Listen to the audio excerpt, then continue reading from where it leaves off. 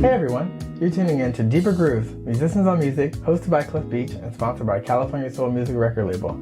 Today I have the pleasure of speaking with a Berklee College of Music buddy of mine, Kendrick Scott, with his new album, A Wall Becomes a Bridge, out now on Blue Note Records. He's played with a who's list of jazz, including Robert Glasper, Liz Wright, Terence Blanchard, and so many more. Please help me welcome Kendrick. Hello, Kendrick? Yes, how you doing? I'm good, how are you? I'm hanging in there. That's good, man. That's the best that we could do during these times, for sure. I'm very excited to talk to you today. I've been following your stuff for a while, seeing you in documentaries and all kinds of stuff, and just love that you're doing so well and getting new content out there. And I listened to your latest album, and it's really, really great. I mean, it just sonically and musicality of it is just top notch. Thank you so much, man. I appreciate that. So I wanted to chat about it. When you were creating this last album, A Wall Becomes a Bridge, what was your process for making this great jazz album? Well, I mean, it's funny because the process kind of stemmed from insecurity. You know, it's one of those things where, I guess it's one of those things about being an artist sometimes where everything you make, you're kind of like, I don't know if this is good or not. And then other people, you know, from outside, they're like, no, it's actually cool, man. This is cool. And, you know, I have that no, go in my head all the time. And sometimes it gets the best of me, to be honest with you. So, as I was writing and things, working on things, you know, I'm kind of like, I don't know if I like this. And so it's great to have good friends who are catalysts in your life. And Derek Hodge was that catalyst for me. He said, you know what? This is actually really cool. And what we should do is really make that the concept of the record, dealing with insecurities and things like that, and seeing how we can use them as springboards for our true voices to come out, you know. So that was the beginnings of making of the concept of the record. And we used that to expand upon, you know, songs that I've been creating and everything, and coming to them with that mindset and showing how the wall, which is insecurity, and it stands for a lot of different other things as well, how that wall can become a bridge. You know, you take that fear and turn it into hope, and you turn it into some beauty, you know. So that was the thing we were looking at as we were making the music. We tried to make the music embody what the feeling of the record was. I like that. I like that concept a lot. And I think a lot of people can relate to it, because I think no matter what level of artistry you have, and you've done in your illustrious career so many amazing things that we'll talk about, I don't think you ever lose fully insecurity or fear. You just have to create in spite of that and push past those feelings, because I think every artist has levels of insecurity and doubt. And I think, you know, you use it as a catalyst, as you said, to make something. You can kind of hear it in the music and in the vibe. It's like an overcoming record. Yeah, well, I appreciate that, man. Yeah, it's definitely that way. And you know, the way we created the record was actually in reverse. So if you actually check out the names of and the vibe of the record, instead of coming from, you know, this wall that we break down and it becomes a bridge, it starts from the other way around. It starts from the bridge and it goes back to the wall. So, you know, we wanted to talk about how perspective can change everything. And if we, like, especially in the times we're in right now, if we look at everything that's going on right now from a different perspective, we might act differently. I think once we gain perspective on things, it brings us out of, like, you know, like Derek telling me, it's like, no, your music is okay, let's go for it. You know, that changed my whole perspective on how I felt about my own music, you know. And I feel like the more and more we talk as human beings and come together, we can gain new perspective on what's going on with this coronavirus and what's going on in our country here. You know, it's revealing a whole lot of things, you know. And those, you know, for me, the main thing it's revealing is how much we need each other, period. You know, it took us quarantining and being in our place by ourselves for us to realize how much we need each other and how dependent we are on one another. And so this record is about that as well, that wall becoming a bridge as well. And who would have known that this would have happened? No, I agree. And I think, a lot of people that are going through this time, we're all going through it together. A lot of times it can feel like it's the worst thing that ever happened to you, but at the same time, perspective allows you to zoom out. And so when you zoom out, you think about, 10 years ago, the problems that you had then, you don't remember. And if you fast forward 10 years from now, this will be much, much, much further back. And so I think it is beautiful to be able to think about it from the perspective of being at the bridge, which is where you want to be, and then going backwards to the wall to see that not where you start is where you have to necessarily end up. So I think that's amazing. So talking about kind of your career journey so far, you've made great records and you've played with some amazing heavy hitters in jazz: Terence Blanchard, Gretchen Parlato, Robert Glasper, who you've done a few different things with, the Jazz Crusaders, guitarist Pat Metheny, Diane Reeves and Liz Wright, and so many more. Do you have, a memorable experience or the most memorable experience from working with these people? Well, I always say my greatest experiences were my times with Terence Blanchard. I stayed with Terence Blanchard for 11 years, and I grew so much from being around Terence to watching his leadership and how he took on the flag of Art Blakey. I feel like Art Blakey was a man who had people in his band, but he was training them to be leaders. And I feel like Terence was doing the same with us in the way he gave us and afforded us so many opportunities to be leaders in his band, orally, through our playing and otherwise, through our writing. And if you look at it now, you look at Aaron Parks, you look at Lionel Lewicke, you look at Ed Simon and, Derek Hodge. So many of the cats that were in his bands are now like established band leaders. And that is a testament to him. And I learned so much from him. And, one thing that he taught me, he said, if God ever lays a question on your mind and you look around and you don't see the answer, he said that question is for you to answer. And I had to sit and think about that for a while. And, I was thinking like, where's the drummer that does this and does this and does this? And I looked around and I didn't see that person. And so I get up every day trying to answer that question, and I think that was a really great time for me. And then that's like the top for me, but the very, very, very tip top was being with Herbie Hancock. And I felt that all the things that Terence was telling me was realized in this man. Herbie's the one that taught me that really, really taught me that music isn't about music.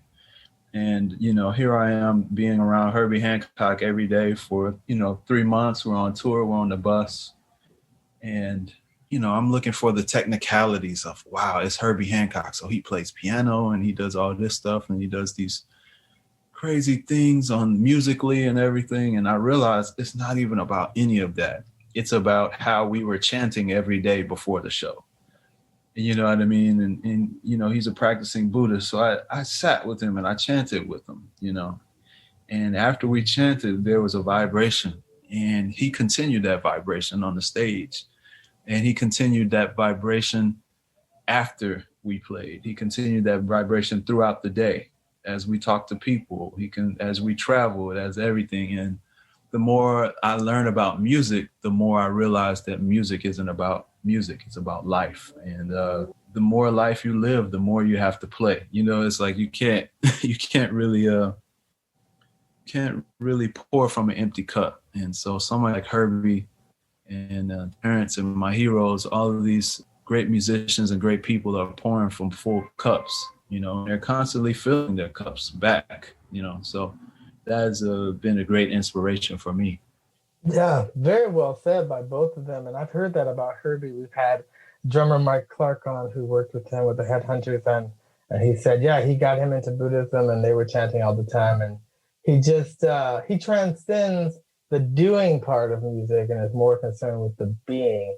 It's not what you do, it's who you are. And so I think that's amazing that you had that experience. And I think, he's just like a walking source of energy and light and information at the same time.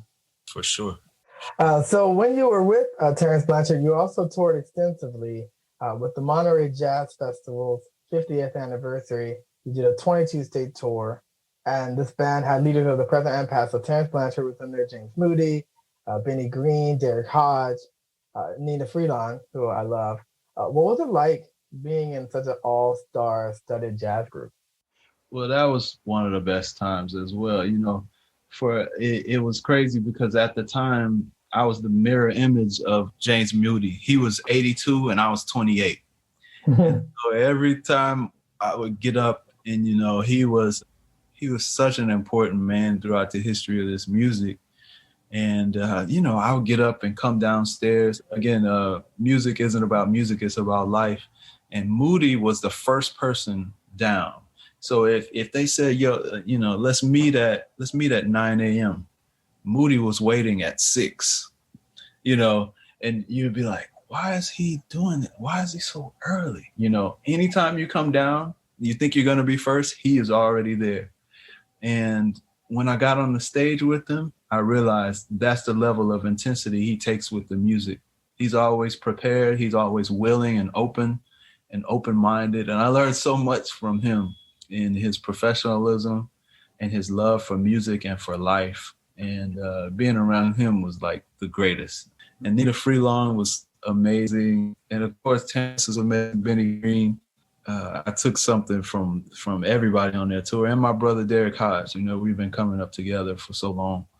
But Moody really left a huge mark on me, going from I always say he has that thing that's very hard to do, to capture our audience with wit, make them laugh, make them cry, and make them think. You know what I mean? He had all of that stuff, and he could do it with the microphone talking, or he could do it with his horn. And I always, still to this day, I'm so blessed that I got to be around him.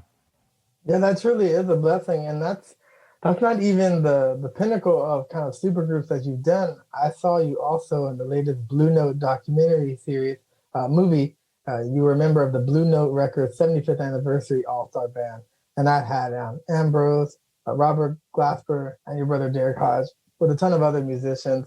And whenever I see you on the screen, I'm like, I know that guy. I've seen that guy. And so, how did you come to be a part of the Blue Note family, and how does that allow you to get into another powerhouse group? Well, yeah, I mean, my relationship with Blue Note is kind of long-standing. Wow, I didn't even think about it. Well, I mean, that's not that long, but when I first started with Terence, my first record with Terence was 2004, I think. I think it was Flow, but Flow was on Blue Note. And before then, I had even got to, wow, I didn't even think about it. Check that out. Well, I met Bruce Lumval in 1999. The first time I traveled with my drum set, I got the Blue Note scholarship to attend the Skidmore Jazz Institute up in Saratoga Springs, New York. And they brought me up, and I remember having my drums with me on the plane. I thought it was the coolest thing ever to be traveling and, everything. And there I was, and I showed up, and I got the Blue Note scholarship, and I met Bruce Lumval when I was 19. So that was my first time, meeting Bruce and meeting somebody from Blue Note. And so that was a beautiful thing to think this was the man that was over the company that that pretty much, has encapsulated the shape of jazz before and to this day, to that day, and now continuing on. So that is how I met Bruce. And then actually later that year, wow, all this stuff, I haven't really contemplated all this in a while, but later that year, I met Terence in a more formal way as I was going to college, because Eric Harlan was in his band, and me and Eric Harlan went to the same high school at different times. He graduated right before me. I met Terence through Eric, and then I got in the Betty Carter Jazz Ahead program, and Terence heard me play. Me and Aaron Parks were in that program together, and Marcus Strickland and a whole bunch of other cats. So Terence heard me play anyway. And then some years later, Eric was moving on to do bigger and better things, as he does all the time. And he said, Terence, you should hire Kendrick. And Terence hired me. And so that just leads me to playing on Terence's first record, Flow. And that was a great experience because Herbie was the producer of that record. That started my relationship with Blue Note, played on a few records for Blue Note. And then as Don Was taking over, the great Don Was, he started getting new artists. And this is where I was saying that Terence trains up leaders. At the time, they had signed Aaron Parks out of the band and Lionel Lewicki out of the band. Wow, I can't remember if I got signed before Derek or Derek got signed before me. But anyway, all four of us got signed to Blue Note. And Rob got signed some years before all of us. Rob got signed. And so, I don't know, it's just a family affair when I look back and I see, people like Lee Morgan, Freddie Hubbard, and Art Blakey, and Higgins, and like all these people. When you look around, man, you see those names, they reoccur through most of the discography of what Blue Note is. And, I felt like I was in the family of musicians, and I feel like I came to the attention of Don, musically as we were playing some shows as that group. Actually, our manager, we have the same manager, me, Robert, Christian Scott, and Derek Hodge. We all have the same manager. So we actually put a band together. And it wasn't with Christian, it was with Ambrose. And of course, Ambrose had been signed to Blue Note. And so we put a group together and played, and we were like, man, we should do more with this. And so that was the beginning of that band. And then we were blessed to have Herbie and Wayne sit in with us on the recording. So, I mean, it was such a beautiful blessing. And, it was a cool snapshot of that day. We just came in for that day and just kind of hit. I guess it was 2 days. 2 days. I can't remember how many days it was, but I always say that was just a Polaroid snapshot of just, all of us together and getting to hang with the masters and play for a minute. Yeah, and I really like that the masters are willing to take on younger cats, not just to add new energy and new blood, but really, as you said, to train up leaders. And I think it's important for people to understand that leaders are not born, they really are trained, they really are created. It's something through a process. I don't think it's necessarily something that can just happen. You really have to put in the time and the effort, and having those types of masters. I mean, who are better teachers than those? So I want to talk a little bit about your origin story. I know that you're originally from Houston, Texas. You grew up playing in church. You went to Performing Arts High School. You actually won the Clifford Brown Stan Getz Fellowship that was given by the International Association for Jazz Education and National Foundation for the Advancement of the Arts. You received a scholarship also to attend the famed Berklee College of Music in the late 90s, early 2000s. What is your origin story, and how did you get into music? Well, yeah, like you were saying, I come from a family of musicians. My mom plays piano. So at church, my mom would be playing the piano, conducting the choir. My brother played organ. And my father was in sound reinforcement. So that was, my life, being in church many days a week. And pretty much after every service or after anything, I would go up to the drummer and tap him on the shoulder and say, you know what, can I play the drums? It was a line of kids always wanting to play the drums. And, my interest just kept growing and growing. And it's funny that it's Halloween last night, because I took my jack-o'-lantern from Halloween, my little plastic jack-o'-lantern, and I made that my snare drum. In my closet, underneath my clothes, I took my shoe boxes and made those toms. And I got really in trouble for this, but I took my mom's records and I made those cymbals. And then I took what were those things? Yeah, I took the hangers, the pant hangers, how they have that cardboard, You can just take it loose and to use those drumsticks, right? And so that's how I did my first drum set at home in the closet. And my mom caught me one day in there. Of course, I got in trouble for the records, but she said, you know what, I guess he does have an interest to play. She bought me a drum pad.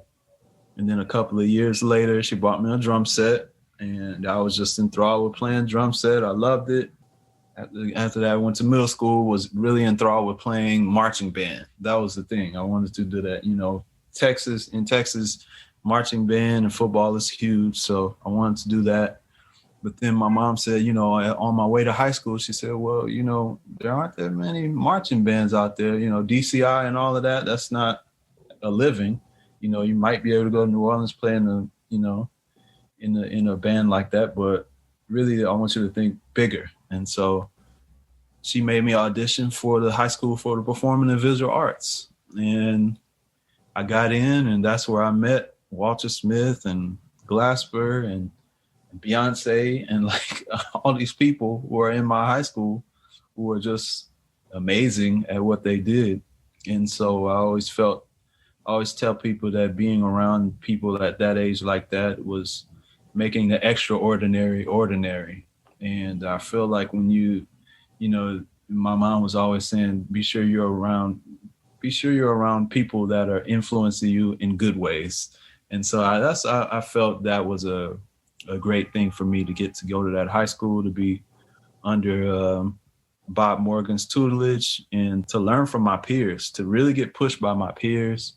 And also to see the lineage of cats that have come out of Houston, you know, Eric Harlan leaving right as I was coming in, and seeing Chris Dave and Sebastian Whitaker and Mark Simmons.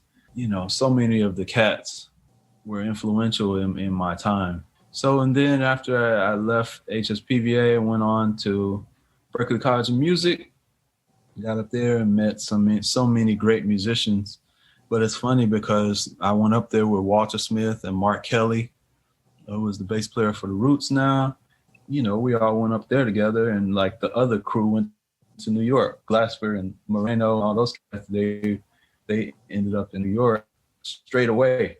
And of course, I wanted to go to New York straight away. But my mom said, you know what, you should maybe study music education, you know, and check that out. So I went to Berklee. Yeah, I met so many great people, great musicians. Esperanza was there, Christian Scott, Jeremy Pelt, so many great musicians. John Mayer. It was incredible time up there at Berklee. And as it's time to leave Berklee, I'm getting calls from Joe Sample. And I said, wow, what did Joe Sample? Then it takes me back because Joe Sample, when I was leaving high school to come up to Berklee, Joe Sample was coming back home from LA to live in Houston. He bought his home back in Houston, and they had a party for him. And me and Walter Smith and Mark Kelly and Richard Cruz, a great pianist, we were playing at the homecoming party. And they said, go sit in with the kids. And he sat in with us. And this is where I tell people all the time, you never know who's listening to you and how much, you know. So we're just kids in the corner, you know, people are in the party having fun. Joe comes and sits in with us, plays, and everybody's like, oh, okay, cool. And we were so gracious, you know, he was so gracious to play with us. And that was it, man. And here it is 5 years later, after my time is done at Berklee, and he calls and he said, you know, he asked Walter Smith III, his father, Walter Smith Jr., who was that drummer from that party? And he said, you know, he told him who I was and everything. And he called me 5 years later from playing at a party on the side in the corner somewhere. So anyway, I went and auditioned for the Crusaders, and I got the gig. And then when I was in my cap and gown, Terence Blanchard called me for the second time and said, because the first time I said, I can't do it because I was still in school. Second time, he said, you want to do it? And I said, wow. And so I said, yes, in my cap and gown. So I had Terence Blanchard's gig and I had the Crusaders gig concurrently for about 3 years. And then I stayed with Terence for 11 years, and all those things have happened, and they spurred out of, you know, my relationships and I guess my talent. You know, it's been a blessing that God placed me in those places. Definitely a blessing for sure, but you weren't too timid or too afraid to get out there and play, which I think, that's the only way that people can see what you can do. Now, if we fast forward from your origin to now, I see that you're also the founder of World Culture Music, and I wanted to give you a little bit of time to be able to talk about the purpose of that and having your own thing. Well, culture music was how I began my recording life. Terence Blanchard was really encouraging me to record some music. And, at the time, I really wasn't trying to record any music. I was just happy playing and being a sideman. He said, you need to record the music, And of course, at that time, I wasn't trying to get signed or anything. So I just recorded the music myself. I took my own money, recorded the music, and put it out under my own label. And then what I saw is a few of my friends were doing that. And I was like, you know what? We should just have everybody under this label. And then that's what we did. We all just started contributing and putting it under that label. But in all honesty, it started to get to be a lot for me as I was trying to just get to play and just to make music. And so I ended up, I still keep world culture music on the, it's still here. It's a little bit on the back burner because now I've been blessed to be with Blue Note. So that's been a huge blessing for me. Now I don't have to worry about all of those type of things, at least coming from me, creating all of these pathways to get the music out. Blue Note, being with Blue Note is a huge blessing because they have their established networks, established brand, of course, and world culture music is still there, but I'm happy to be with Blue Note. Of course, I think almost anyone in the jazz idiom would be. It's the creme de la creme of jazz music labels. And so, what's next for you musically? Where do you think you'll go from here? Well, right now I'm working on a few things. My next record is going to be called Corridors, and I'm just working on that. That is the next thing I'm doing. Also, I'm joining the SF Jazz Collective. That was supposed to be this year, but of course, COVID hit, so that changed up everything. And so I have a few projects that I'm working on at the moment. I'm also working on a project called Unearthed, which is about the Sugarland 95 down in Houston. There were 95 graves that were unearthed recently, and they were graves of slaves that were convict leased. So that's a story that I want to make sure the world is talking about, and because that is a huge find, and hopefully they will be memorialized. They're still in the process of memorializing these people down there. And crazy enough, that is right close to the neighborhood where I grew up in Houston. So, just to think that they were convict leasing right there, So I want to write some music about that, do a piece about that. So those are the things that are pretty much right here, right now. Well, that sounds great. I mean, that's definitely always looking forward to another album. And I think that's a really poignant thing to talk about and shine a light on, especially being from your hometown. So we always have two rapid fire questions that we ask all the guests as we conclude today. And so the first of two, what advice would you give a newbie starting out in music? I would say that you got to realize that knowledge is the paintbrush and wisdom is how you use that paintbrush. So get as much knowledge as you can, but realize you can't just rely on just that. At some point you're going to have to use that knowledge. And that's the scary part, right? Speaking of painting, there's so many forgers out here. You could come and forge and you make a great, Renoir. You make the same Renoir painting and people be like, whoa, that's pretty cool. But the real courageous thing is to make your own painting and have people look at it side eye. And some people love it and some people hate it. That takes courage. You know what I mean? So as you're gaining the knowledge of what the greats have done, gain that knowledge and then start using it. You can't pour from an empty cup. So keep filling that cup up with knowledge from different places. And I feel that creativity comes from when you take two things and put them together that nobody else would think of. I don't think creativity comes straight out of the air. It comes from, this convergence of different things that you've seen and done in your life. So that's what I always, try to convey. Yeah, that's amazing. I love the art analogy with the paintbrush. I think it's Picasso that says, it's not about what you see, it's about what you can make other people see through your art. So I think that's an amazing way to think about knowledge. You really do have to eventually apply it to make it useful. So then what do you want your musical legacy to be when all is said and done? And I know you have many, many more years ahead of you, but when it's all said and done, if you could be remembered for one thing, what would that be? For one thing, wow. That it wasn't about music. That's all it is. If I want to be remembered, I guess I would want to be remembered as an artist who didn't make music for music's sake. He made music for life's sake, to encapsulate what it meant to be living in this time. And I think when you, hopefully, my hope is that I'll create music that will be timeless, that would encapsulate this time that we're living in. Hopefully bring people to think about things and change perspectives and bring about lasting change to things that are to different social issues, to all types of issues that need to be talked about in the vein of life and not just music. Excellent. I think that's a very interesting point.